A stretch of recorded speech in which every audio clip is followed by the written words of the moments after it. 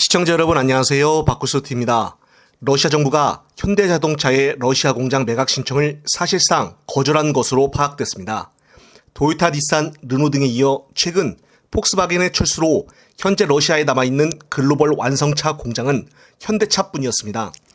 전쟁 장기화 가능성이 점차지고 있어 현대차로서도 현지에서 더 이상 버티기 어려운 상황이라 새 출구 전략을 모색할 것으로 관측되고 있었습니다. 21일 재계 고위 관계자는 현대차 러시아 공장을 카자흐스탄 기업에 매각하는 방안에 대해 러시아 정부가 최근 승인을 사실상 거절했다고 전했다는 것입니다. 이 관계자는 현대차가 러시아 현지 국영기업 등의 새로운 방안을 모색해야 하는 상황이라고 설명을 했습니다. 카자흐스탄 매각건이 좌초된 건 우크라이나에 대한 한국 정부의 무기 지원설이 러시아 정부의 심기를 건드린 게 영향을 미쳤을 것이라는 해석이 나온다는 것입니다. 현대차는 밀접한 관계를 맺어온 카자흐스탄 기업 아스타나 모터스의 향후 되사는 조건으로 러시아 상트페테르부르크 공장 매각을 추진해 왔었습니다.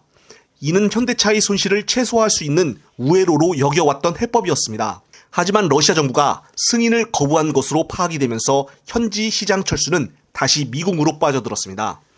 특히나 오늘 속보로 윤통영이 젤렌스키와의 회담에서 지뢰 제거 장비와 긴급 후송차를 지원하겠다고 하여 이것에 대해 러시아가 과연 어떻게 반응이 나올지가 궁금해집니다.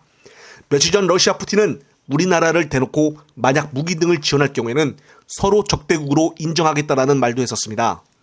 따라서 앞선 내용처럼 현대차 매각 신청을 러시아에서 거절함으로써 현대차의 피해는 더욱더 커질 것으로 보여지는데요. 그리고 오늘 같은 또 우크라이나에 대한 지원 속보로 러시아를 대놓고 비판하고 있어서 수출로 먹고 사는 우리나라는 어떻게 될지가 참 걱정스럽습니다. 적당히 밀당하는 것도 아닌 대놓고 경계를 해버려 윤통영의 머릿속에는 러시아를 정말 남남으로 생각하려고 하는 것인지 참 걱정스럽습니다. 그리고 국민의힘은 오늘 21일 윤통영이 주요 7개국 정상회의 참석차 일본 히로시마를 방문해 한일 및 한미일 정상회담을 연달아 가진 데 대해서 대한민국은 심리적 지혜의 국가에 올랐다며 칭찬했다고 합니다.